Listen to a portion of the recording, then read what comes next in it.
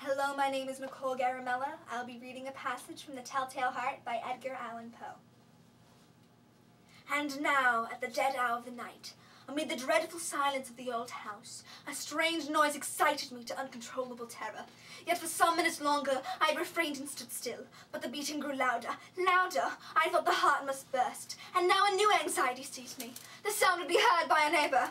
The old man's hour had come. With a loud yell, I threw open the lantern and leaped into the room. He shrieked once, and only once. In an instant, I dragged him to the floor and pulled the heavy bed over him. I then smiled gaily, for what it to find the deed so far done. But for many minutes, the heart beat on with a muffled sound. This, however, did not vex me. It would not be heard through the wall. At length it ceased. The old man was dead. I removed the bed and examined the corpse. Yes, he was stone dead. I placed my hand upon the heart for many minutes. There was no pulsation. He was stone dead. His eye would trouble me no more. If you still think me mad, you will think so no longer when I describe the wise precautions I took for the concealment of the body. The night waned and I worked hastily, but in silence. First of all, I dismembered the corpse. I cut off the head, and the arms, and the legs. I then took up 3 planks from the flooring of the chamber, and deposited all between the scantlings.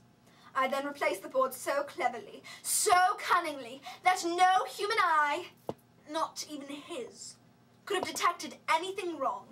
There was nothing to wash out, no stain of any kind, no blood spot whatsoever. I had been too wary of that. A tub had caught all.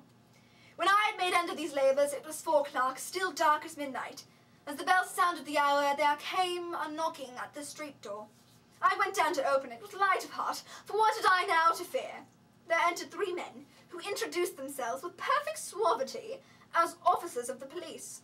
A shriek had been heard during the night, suspicion of foul play had been aroused, information had been lodged at the office, and they, the officers, had been disputed to search the premises. I smiled, for what had I to fear? I bade the gentleman welcome. The shriek, I said, was my own in a dream. The old man I mentioned was absent in the country.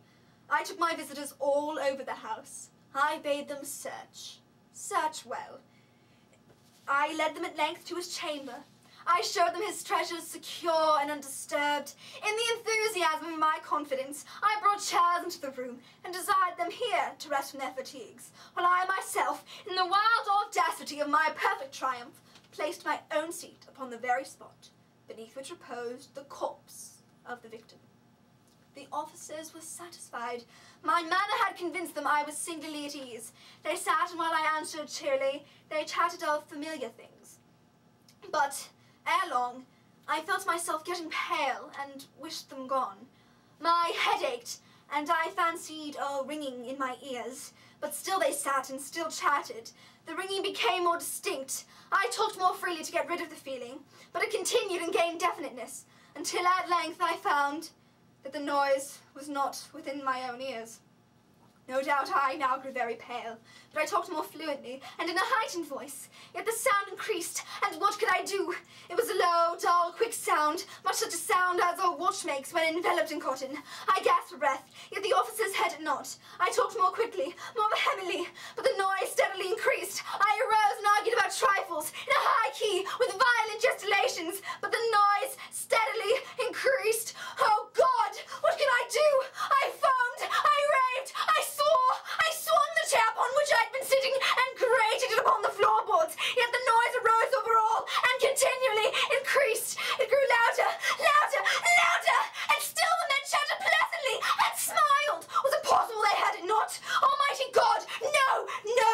They heard, they suspected, they knew. They were making a mockery of my horror. This I thought, and this I still think. But anything was better than this agony, anything more tolerable than this derision. I could not bear those hypocritical smiles no longer. I felt I must scream or die. And now, again, hark! Louder! Louder! Louder! Villains! Dissemble no more! I admit the deed! Tear up the plagues! Here! And here! 'Tis the beating of his hideous heart! Thank you.